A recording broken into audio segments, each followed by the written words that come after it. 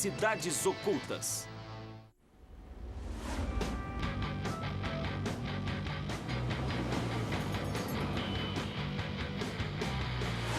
Sou Don Wildman e esse é o Coliseu em Roma, na Itália. 2000 anos depois, uma das maiores arenas esportivas da história. Durante 400 anos, o Coliseu sediou os mais diversos eventos. Grandes encenações de batalhas navais, quando inundavam todo o lugar. Caçadas de animais selvagens com feras de todos os cantos do mundo. Execuções públicas e, é claro, o ponto alto de tudo, combate de gladiadores. Eles eram as celebridades da época, verdadeiras lendas, mas suas vidas não eram nada glamourosas. Tudo o que sabemos sobre gladiadores aconteceu aqui na arena. Mas há um mundo oculto que poucos conhecem. Suas origens, seu cotidiano e suas histórias ficaram perdidas durante milhares de anos, sepultadas no subsolo. No auge, a antiga Roma se espalhava por mais de 5 milhões de quilômetros quadrados e havia disputas de gladiadores em todos os cantos do império, da Grã-Bretanha à Turquia. Para os guerreiros, os jogos significavam vida ou morte violenta, uma chance de conquistar a liberdade ou de permanecerem presos à escravidão. Mas em nenhum lugar as apostas eram mais altas, nem os jogos maiores do que no Coliseu, o coração da antiga capital romana. O Coliseu, bem aqui atrás de mim, era o palco onde os gladiadores eram astros, onde os romanos assistiam às lutas até a morte. Mas o espetáculo sangrento era, na verdade, o fim de uma longa jornada para muitos desses homens. Bem aqui, debaixo da rua, sob os meus pés, existe um túnel que leva os gladiadores à grande arena. Saindo daqui, um campo de treinamento, uma escola de gladiadores de elite, a maior do mundo romano, onde aprenderam a arte de matar e morrer. Em 1937, durante a construção da Via Labicana, operários encontraram as ruínas da Ludus Magnus, a mais famosa escola de gladiadores de Roma. Era um campo de treinamento para os melhores e mais fortes gladiadores do mundo. Como vai? Bem, é um prazer. Igualmente. Me encontrei com o perito em gladiadores Hendrik Day, que tem acesso às ruínas da Ludus Magnus. Ludus Magnus. O que significa? A grande escola de gladiadores. Então, aqui seria a primeira divisão dos gladiadores.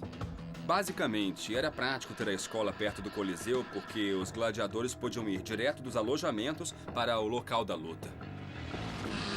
Durante quase 2000 anos, este lugar ficou soterrado por séculos de sujeiras e destroços. Mas em 1937, operários encontraram a Ludus Magnus. Fantástico. Primeiro você. Obrigado. E arqueólogos tiveram de escavar quase 23 mil metros cúbicos de terra no centro da sexta maior cidade da Europa.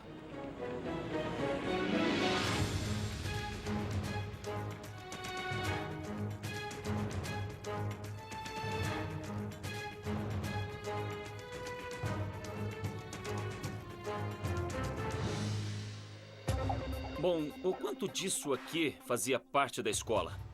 Tudo isso. É uma estrutura com mais de 90 metros de comprimento e um pouquinho menos de largura. Quantas pessoas viviam e trabalhavam aqui? Centenas, talvez milhares. A Ludus Magnus foi construída entre os anos de 81 e 96 da era cristã, durante o reinado do imperador Domiciano. Era um modelo em escala do Coliseu, com pouco menos da metade do tamanho. Tinha 3 andares de altura. Os muros de leste a oeste tinham cerca de 90 metros de comprimento. E os muros de norte a sul eram um pouco menores. Tudo era revestido de mármore.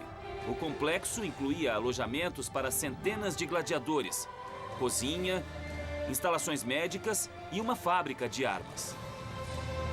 Com centenas dos guerreiros mais bem treinados do Império no local, a entrada ou saída era rigidamente controlada. Após a queda do Império Romano, toda a cidade de Roma foi abandonada. A escola foi saqueada e todo o mármore foi roubado. Ao longo dos séculos, a antiga cidade foi coberta por 6 metros de entulho. Quando as ruínas da Ludus Magnus foram encontradas, boa parte da edificação havia desabado. Entretanto, algumas estruturas da maior escola de gladiadores de Roma continuam de pé. Uma hipótese. Eu estou lutando contra Roma. Sou feito prisioneiro. De repente, me torno parte de um enorme sistema. Sou enviado a Roma. O que acontece comigo? Eles podiam tirar suas armas e mandá-lo ao Coliseu para ser executado por outro gladiador, para entreter o público. Se tivesse sorte e fosse um guerreiro muito capaz, poderia se tornar um gladiador profissional. Gladiadores vinham de todas as camadas sociais. Vários senadores lutaram como gladiadores, visando obter popularidade e respeito dos cidadãos. O imperador Cômodo chegou a treinar na Ludus Magnus para se tornar gladiador, mas foi assassinado na véspera da primeira luta. No entanto, a maioria dos gladiadores, como o lendário Espartaco, eram escravos e prisioneiros de guerra, escolhidos a dedo para os espectadores sedentos de sangue. Então era uma situação difícil. Ele ficava aqui até morrer ou lutar até conseguir a liberdade. Havia uma chance de conquistar fama, popularidade e fortuna. E se fossem escravos, podiam ganhar a liberdade. É isso aí. Gladiadores usavam as mais diferentes armas. Capacetes e escudos semelhantes aos usados por exércitos estrangeiros vencidos por Roma ao longo dos séculos. Em muitos casos, os estranhos capacetes e pesados escudos eram feitos para dificultar a luta para os gladiadores, não para protegê-los. Os romanos não tinham nenhum interesse em pôr um peso pesado contra outro. Era muito mais interessante por 3 homens pequenos lutando contra um bem grande. Algumas lutas eram chamadas de sem misericórdia, ou seja, até a morte. O imperador Cláudio raramente poupava a vida de gladiadores que lutavam sem capacetes, porque ele gostava de ver seus rostos quando morriam. Mas se um gladiador morresse, seu agenciador recebia uma compensação de até 100 vezes o valor do combatente. Assim, muitas vezes, eles eram poupados. Esses degraus são originais? São sim, são degraus originais que levam à arena. Sei. Bom, eu estou vendo o desenho circular, esse formato aqui. E ele continua debaixo da rua. Eu estou no meio da arena. Isso. Então estamos vendo uma versão em miniatura do que acontecia no Coliseu. Na arena, os gladiadores praticavam o uso de armas, força, resistência e habilidade. E embora nada os preparasse para o caos no Coliseu, o treinamento na Ludus Magnus era a melhor chance de sobrevivência. Gladiadores eram basicamente prisioneiros nessas escolas. Do palco ensanguentado do Coliseu, através do túnel escuro que levava a seus minúsculos alojamentos e do duro regime na Ludus, esse era o mundo dos maiores atletas de Roma. Era um misto de campo de treinamento e presídio também. Até mesmo cidadãos livres escolhidos para serem gladiadores tinham de se comprometer por um certo número de anos. E antes desse período acabar, só havia um jeito de sair daqui. Esse jeito era saindo morto. À sombra da maior arena esportiva da história e sob o piso do maior campo de treinamento de gladiadores, a Ludus Magnus, tivemos acesso às ruínas de uma estrutura abaixo da escola. Por meio de uma passagem pela rede de esgotos, vamos encontrar a entrada do antigo túnel dos gladiadores. Dá para descer ali? Eu acho que dá. Esta área pouco explorada era o piso térreo de uma antiga estrutura, construída 100 anos antes da Ludus Magnus. Você já desceu aqui? Eu nunca. Isso é demais.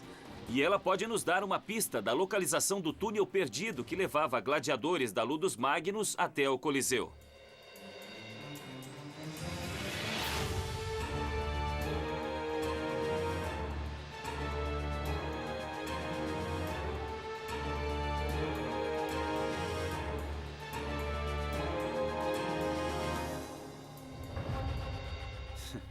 Olha só. É Roma. De que época é isso? O que temos aqui é o piso de uma casa do século I antes de Cristo. Então é antes do anfiteatro. 200 anos antes do anfiteatro que foi construído acima de nós. Segundo os registros romanos, o incêndio do ano de 64, provocado pelo imperador Nero, destruiu todas as casas nesta região. Olha só. Dá para descer? Existe outro nível abaixo deste onde estamos. Segundo Hendrik, o túnel pertence a uma rede de esgotos ligada à casa. O esgoto ficava a 2,5 metros abaixo da casa, localizada a 3 metros abaixo da Ludus Magnus. É possível que a entrada do túnel que levava ao Coliseu esteja em algum lugar desse esgoto. Nessas horas nós temos que arregaçar as mangas. Este túnel é muito antigo e está cheio de água e lodo.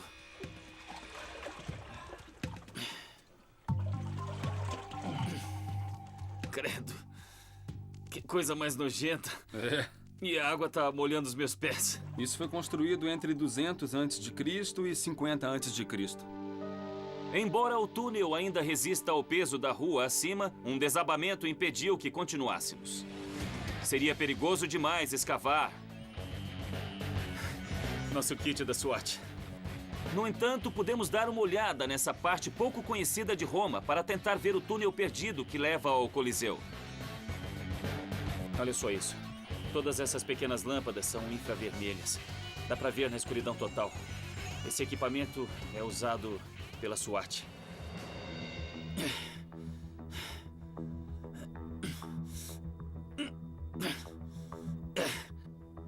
Estão vendo só? É isso mesmo, foco. É muito legal. É outra passagem. Diretamente abaixo da rua e na direção do Coliseu, havia uma entrada para outro túnel, mas os destroços nos impediram de continuar. Isso me deixa louco. E por mais frustrante que seja, eu acho que qualquer arqueólogo diria para mim que seria uma estupidez eu passar por aqui e essa coisa cair. E todos falam como se construía bem no mundo antigo, que nada desabava. Bom, na verdade eu acho que desaba sim. Se pudéssemos escavar isso aqui, iríamos achar o túnel usado pelos gladiadores para ir nessa direção até o Coliseu, um dos lugares mais famosos do mundo. Mas não dá para ir. Então, o mistério vai continuar.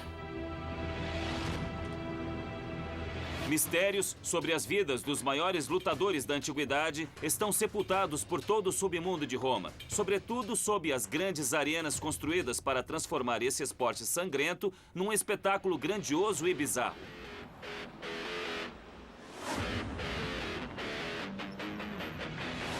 Aquele é o estádio olímpico, onde joga o time do Roma. O jogo é daqui a pouco e o movimento já é bastante grande. Torcedores italianos são bem barulhentos e é uma tradição que remonta a 2000 anos. Mas na antiga Roma, a torcida não era para ver um gol, mas sim um massacre. Enquanto o público lá em cima curtia o espetáculo, o cenário abaixo do anfiteatro era bem diferente, com um pequeno exército de técnicos e ajudantes, todos trabalhando junto aos gladiadores, criminosos condenados e animais selvagens, em seus momentos finais antes da morte. 240 quilômetros a sudeste de Roma e 50 quilômetros a oeste de Pompeia fica a cidade de Pozzuoli. Lá está uma das mais bem preservadas estruturas subterrâneas de um antigo anfiteatro romano. Eu me encontrei com Kate Parla, especialista no anfiteatro de Pozzuoli. Buongiorno. Buongiorno. Grazie. À medida que os gladiadores ficavam mais populares, o espetáculo em torno deles ficava mais grandioso e bizarro. Abaixo dessa enorme arena, encontramos evidências de como os eventos eram organizados, os mecanismos complexos e sofisticados usados para promover as maiores lutas da Roma antiga. Aqui nós temos uma grande estrutura, mas é metade do que era, né? Ah, sim, é só uma fração da altura original, que devia chegar a 45 metros. Sei, comparado ao Coliseu de Roma, de que tamanho era? O Coliseu comportava entre 50 e 60 mil espectadores. A capacidade aqui era entre 30 e 40 mil. Como outras grandes arenas na antiga Roma, Pozzuoli foi construída tendo os jogos de gladiadores como objetivo. O próprio nome arena vem do termo em latim para areia, que era espalhada no chão para absorver o sangue dos lutadores. Olha isso. Estamos entrando no anfiteatro do jeito que os gladiadores faziam. Exato, essa é uma das entradas monumentais. Estamos num extremo do eixo longitudinal dessa arena Nossa. elíptica. Estamos no nível do palco. É um anfiteatro enorme, caramba. Esses buracos que hoje estão cobertos por grades de ferro, na verdade, eram plataformas de madeira. Eram alçapões ligados à subestrutura do anfiteatro. Quer dizer, então, que lá embaixo ficam os bastidores. Tem 2 andares e centenas de pessoas trabalhavam aí. Os outros gladiadores, animais selvagens e tudo Isso. mais. Então, aqui em cima ficava a torcida se divertindo com o espetáculo. E lá embaixo, as pessoas se preparavam para morrer. Gladiadores de cidades pequenas do mundo romano eram trazidos para cá e obrigados a lutar por suas vidas neste palco surreal.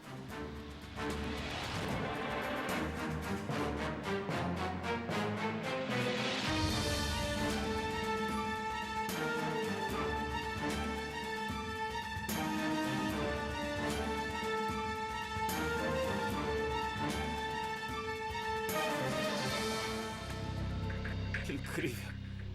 Qual é a altura disso aqui?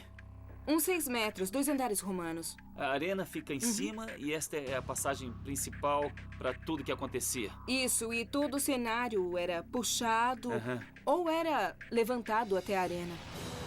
Assim como o Coliseu em Roma e outras grandes arenas em todo o Império, havia aqui uma grande subestrutura. Ela possuía 2 andares de altura e foi construída em torno de 2 eixos cruzados. O eixo principal era usado para erguer grandes equipamentos e cenários para as caçadas de animais selvagens. Mais de 20 alçapões eram usados para introduzir gladiadores e animais no espetáculo.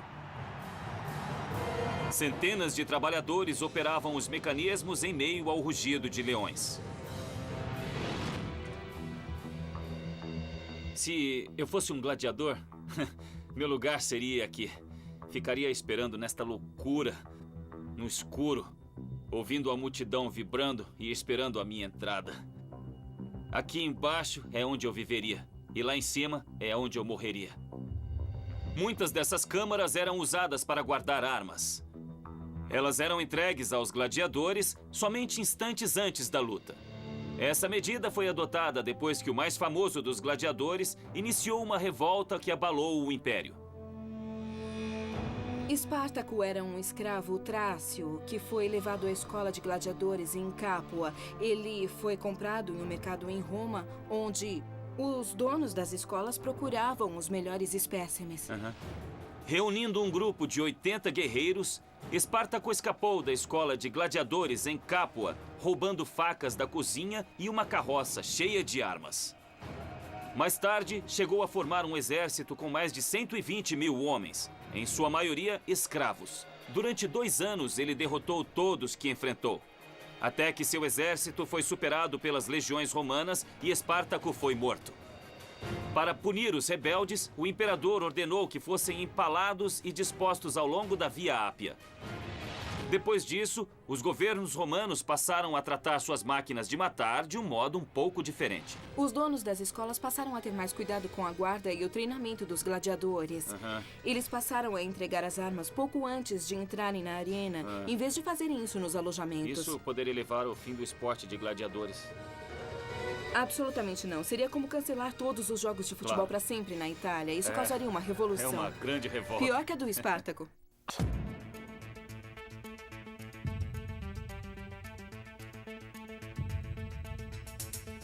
Nos subterrâneos do anfiteatro de Pozzuoli ficavam os equipamentos ocultos que davam vida ao impressionante e bizarro espetáculo das lutas de gladiadores. De alçapões, de onde gladiadores e animais selvagens surgiam para surpreender os inimigos, a cenários elaborados que eram erguidos até o piso da arena. Essas áreas transformaram os jogos de gladiadores no maior e mais sangrento show da Terra. Estamos na parte inferior da estrutura e eles erguiam objetos enormes. Pessoas, animais, tudo até a arena lá em cima. Para isso, eles precisavam de um sistema de polias. E elas estão por toda parte. A coisa era bem complexa. Não era uma coisa fácil. É incrível o que eles faziam por essa experiência bizarra. Um dia no anfiteatro seguia uma agenda previsível de violência e sangue. De manhã, caça a animais. Depois, após o almoço e um pouco de vinho, vinham as execuções públicas e as lutas de gladiadores, normalmente até a morte. Para os homens que eram obrigados a levar essa vida, o espetáculo era aterrador. Mas, por mais elaborado que fosse o cenário, tudo se resumia a uma batalha sangrenta. Normalmente havia 12 pares de gladiadores se enfrentando. Mas em casos especiais, como na celebração de uma vitória militar, até 5.000 pares de gladiadores eram usados, num evento que durava mais de 4 meses. Os gladiadores dos jogos criavam os espetáculos mais extravagantes para acompanhar as lutas de gladiadores. Muitos especialistas acreditavam que, a exemplo do Coliseu, o anfiteatro era inundado para recriar batalhas navais. Uma pista para confirmar esta teoria pode ser encontrada em um túnel de difícil acesso no fim do eixo mais curto.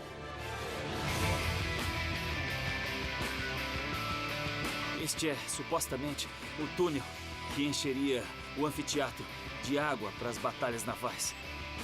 É muito legal. Estamos a uns 9 metros abaixo de onde ficaria o público para ver os jogos de gladiadores.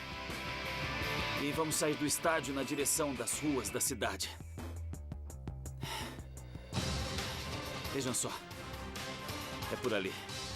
O túnel se divide e vai para lá. Vamos ver o que tem aqui.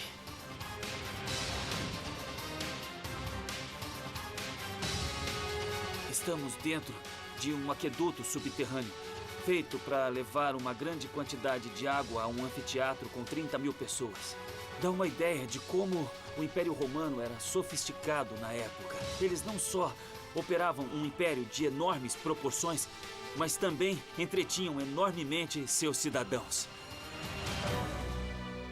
Muito embora os jogos incluíssem batalhas navais, caças a animais selvagens e execuções, os gladiadores sempre foram os favoritos do público e os mais rentáveis.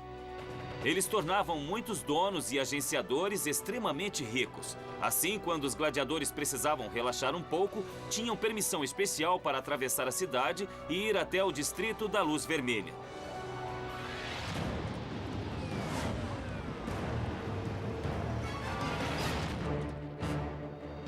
Eu me encontrei com um morador local, Antimo de Domênico, que vive na cidade desde que nasceu.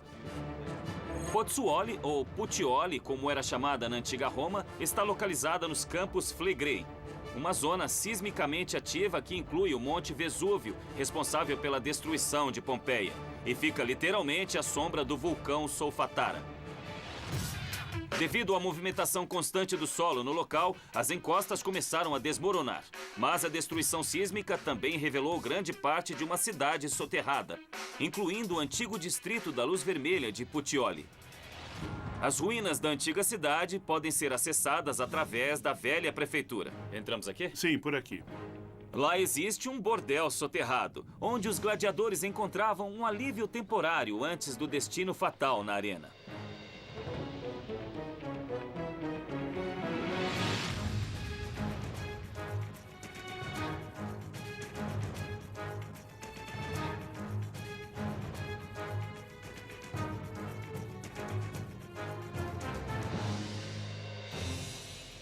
Então, entramos em um prédio lá em cima. Sim. E andamos por uma rua romana lá em cima.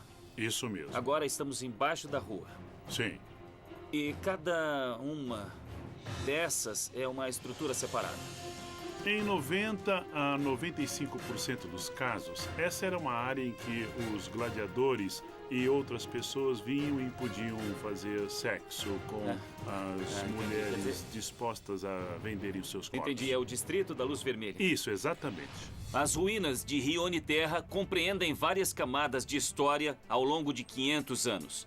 A primeira camada corresponde a um antigo bairro romano, incluindo ruas, lojas e casas. Esse bairro foi construído sob uma antiga cisterna dos tempos gregos. Quando ocuparam a região, os romanos transformaram as cisternas em porões, incluindo o bordel. O bordel tem o tamanho de um quarteirão, com cerca de 12 quartos. Após a queda de Roma e vários séculos de reconstruções, a cidade moderna foi erguida em cima de tudo, soterrando a antiga. Quer dizer, então, que era pra cá que vinham os gladiadores. Sim, os gladiadores, é claro, também vinham aqui porque sempre eles corriam risco de morrer naquele dia ou no dia seguinte. E aí, pelo menos, eles podiam abraçar a mulher de que gostavam nesse lugar antes de eles se despedirem da vida. Sei, então é um bordel soterrado. Com certeza. Mas não era uma coisa que se quisesse mostrar para o público em geral, né? Isso, ficava escondido para que nem todos soubessem o que acontecia. Bom, era uma boa prática comercial. Na antiga Roma, a prostituição era legalizada e as prostitutas tinham registro e pagavam impostos. Muitas eram escravas e as condições nos bordéis eram extremamente insalubres. Muitas pessoas morriam em locais como este em virtude das doenças. Mas isso não impedia que homens de todas as camadas sociais frequentassem esses locais. Os gladiadores também eram escravos, mas tinham um grande valor para seus agenciadores. E recebiam autorização especial para satisfazer seus desejos. Em cada porta na entrada eram indicadas todas as posições que a mulher oferecia. Posições? Sim, posições amorosas. Posições sexuais? Posições sexuais, então exato. era anunciado... Anunciado na parede. Se quiser, eu faço isso. Sei. Aí você poderia escolher entrar aqui em vez de outro lugar. Esse lugar era a Las Vegas da região. Então, o que acontecia em Puteoli, ficava em Puteoli. Mas esse não era o único bordel da antiga Roma. Desenhos similares de posições sexuais foram encontrados nas ruínas de Pompeia. Outro quarto no extremo do bordel contém um desenho que, segundo Antimo, foi feito na época por uma prostituta. É uma propaganda anunciando que gladiadores estavam entre seus clientes mais satisfeitos. Bom, dá pra ver aqui, tá bem fraco, mas tem um capacete de gladiador aqui. E mais à direita tem outro gladiador aqui. Dá pra imaginar que isso era um tipo de propaganda que elas faziam? Sim, isso mesmo. Ah, muito bem. Sim, eu tenho gladiadores entre os meus clientes. Parabéns, você está no mesmo lugar. Então, se eu fosse um sujeito comum andando por aqui, tentando escolher uma prostituta, e eu visse que ela tinha recebido gladiadores aqui, eu pensaria, essa mulher deve ser boa.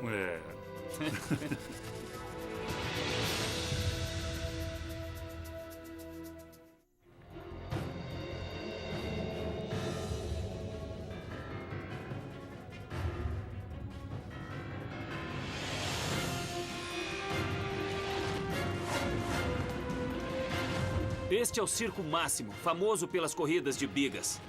Mesmo não tendo sido feito para isso, também sediava jogos de gladiadores. Numa época em que a revolta popular era uma ameaça constante, manter o cidadão romano feliz com um esporte sangrento era uma forma de autopreservação, de manter o poder.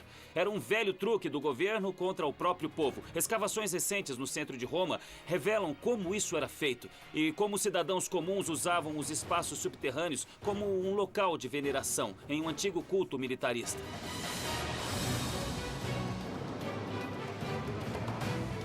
No centro da Roma moderna, me encontrei com Patrizia Sfligiotti. Bom dia. Ela é uma arqueóloga que passou 10 anos escavando as ruínas da Cripta Balbi, um antigo bairro romano em torno de um grande teatro com milhares de assentos. Isso? É uma amostra bem preservada da vida romana e uma pista para entendermos por que os jogos de gladiadores eram o passatempo favorito dos romanos. Estamos falando desse prédio e daquele ali. E esse prédio é uma embaixada hoje, né? Isso, é a Embaixada Brasileira para o Vaticano. Ah, entendi. O teatro foi construído em 13 a.C. por Lúcio Cornélio Balbo, assistente de Júlio César, para celebrar uma grande vitória romana. Era o terceiro maior teatro de Roma. Mas após 2000 anos de construções e reconstruções, a Broadway da antiga Roma foi soterrada pela cidade moderna. Vamos entrar.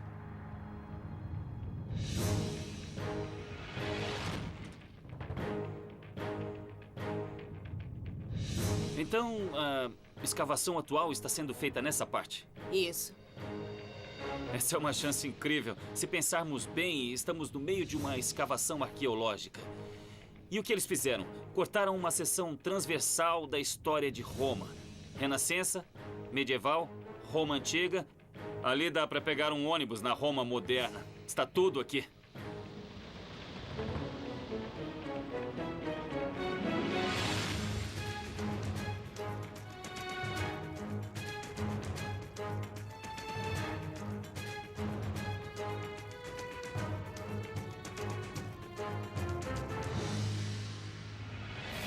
A cripta Balbi e as edificações no entorno foram descobertas no quintal de uma mansão medieval.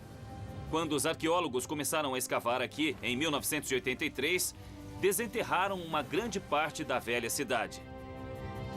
Na antiga Roma, esta área estava repleta de edifícios públicos, incluindo um centro de distribuição de trigo, onde os romanos podiam retirar trigo de graça uma vez por mês.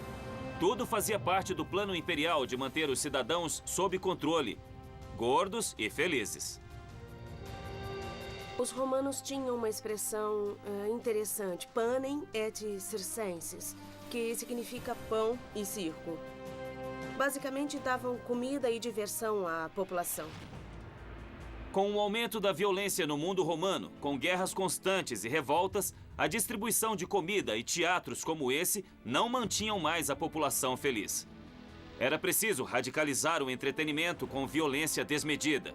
Os jogos de gladiadores eram perfeitos para satisfazer a sede de sangue do público. Eles eram financiados por imperadores, senadores e romanos ricos que tentavam conquistar a simpatia do povo. O imperador César tinha tantos gladiadores que o Senado foi obrigado a limitar a quantia que cada pessoa podia gastar nos jogos, temendo que exércitos privados tão bem equipados pudessem provocar uma revolta. Segundo dizem, Nero era particularmente selvagem. Combinando o teatro clássico e o esporte sangrento, ele promovia espetáculos em que o personagem de uma tragédia grega era interpretado por um criminoso condenado. Quando chegava a hora do personagem morrer, um verdadeiro carrasco matava o criminoso no palco. Mas enquanto alguns romanos iam ao Coliseu para sua dose diária de violência, outros buscavam o culto religioso. Mais adiante na escavação, à sombra do antigo teatro, foram encontradas evidências de uma sociedade secreta. No extremo sudeste do sítio de Cripta Balbi, em frente ao teatro, ficava o santuário de um culto misterioso frequentado por guerreiros romanos. Que lugar é este?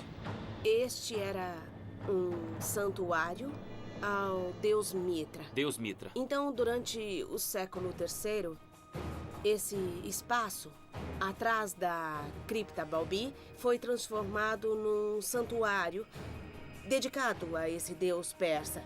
E aqui eles matavam o touro, que era um dos... Sei. Então era feito um ritual de sacrifício. Isso, um sacrifício ritual. E eu acho que aquele buraco no chão devia ser a chamada Fosca Sanguinis, o local onde eles coletavam o sangue do touro sacrificado.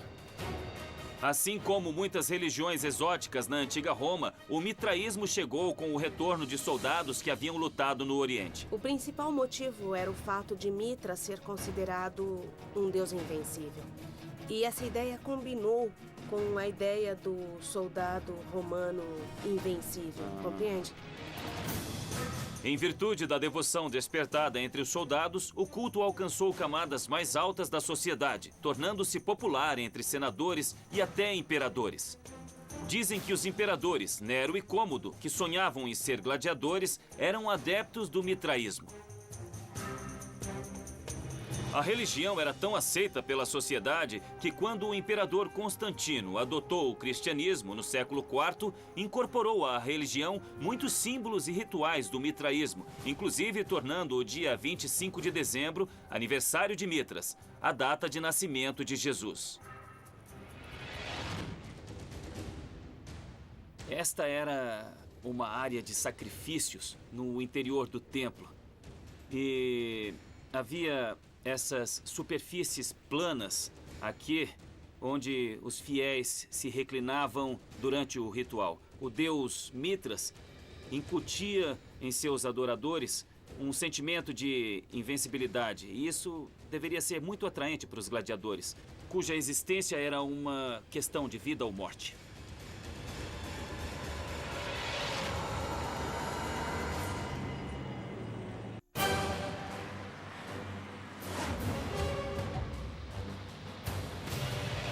A origem dos jogos de gladiadores é realmente um mistério, enterrado sob milhares de anos de história. Mas sabemos que em Roma, a primeira luta entre gladiadores aconteceu há 2.300 anos, bem neste lugar, que hoje é um estacionamento, naquela época um mercado de gado. Não era um grande evento esportivo, e sim uma pequena cerimônia funerária. E para homenagear um morto, 2 outros lutavam até a morte. E como uma cerimônia tão pequena, tornou-se um grande espetáculo. E o que deixou o romano comum tão sedento por sangue?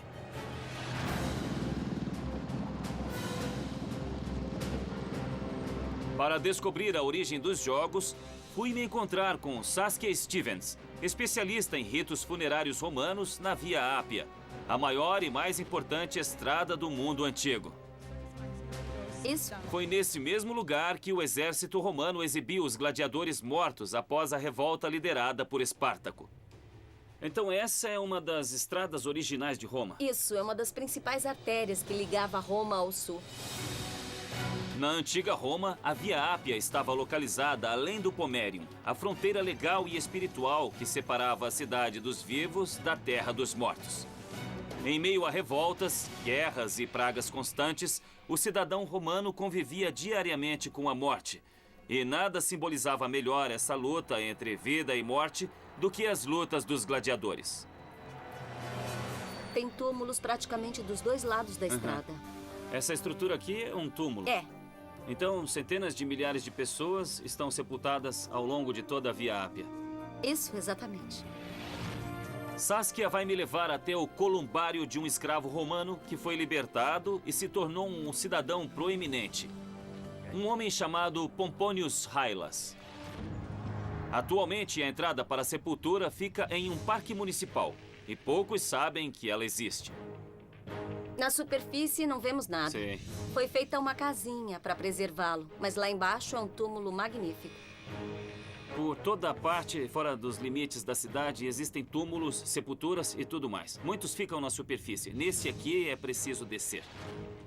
Muito bem. Vai na frente. Isso. Cuidado com os degraus. Aham. Não são usados há algum tempo.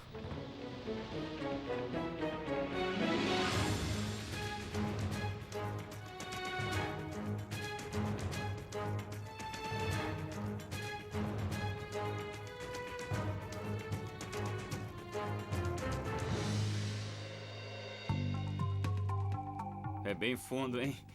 De que época estamos falando? Início do século I. Então já faz 2000 anos. Vamos descer as sepulturas de antigos romanos. O que diz aí, Saskia? Fala dos possíveis donos do columbário. Temos Quinais Pomponius Haile e a esposa Pompônia Vitalinis. Nossa, que coisa mais incrível. A tumba foi escavada 12 metros abaixo da superfície, num solo mole vulcânico existente na região. Era uma sepultura comunal. Os donos escavavam novos nichos quando uma família comprava um túmulo para o ente querido, formando a cripta em forma de colmeia. Olha só. São dezenas e dezenas de pequenos nichos com... Que é isso, cinzas dentro? São cinzas.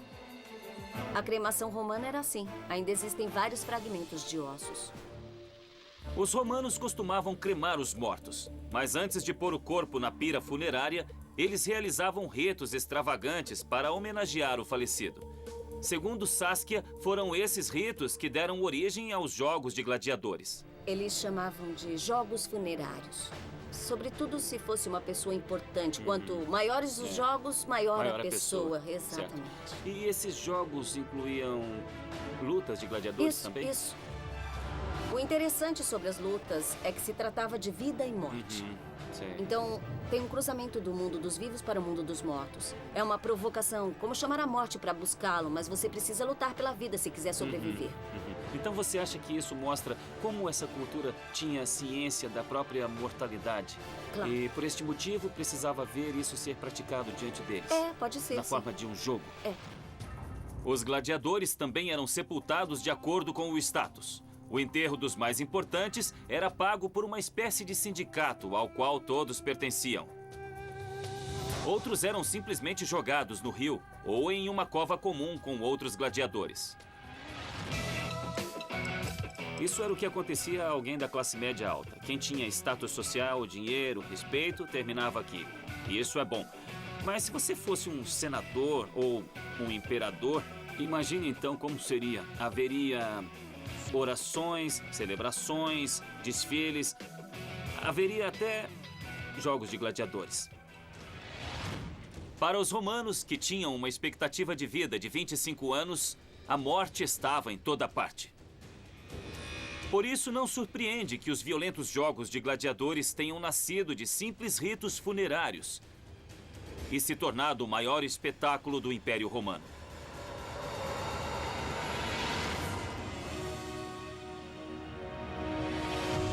A última luta de gladiadores registrada na história ocorreu em 404 da Era Cristã. Entretanto, ao longo de 600 anos, os jogos de gladiadores foram o maior espetáculo de todo o Império Romano. Heróis ou párias, senadores ou escravos, eles estão entre os mais celebrados atletas da história do mundo. E embora tenham ganhado fama, fortuna e liberdade nas grandes arenas de Roma, suas vidas privadas, suas verdadeiras histórias, estão sepultadas na história, ocultas no subterrâneo.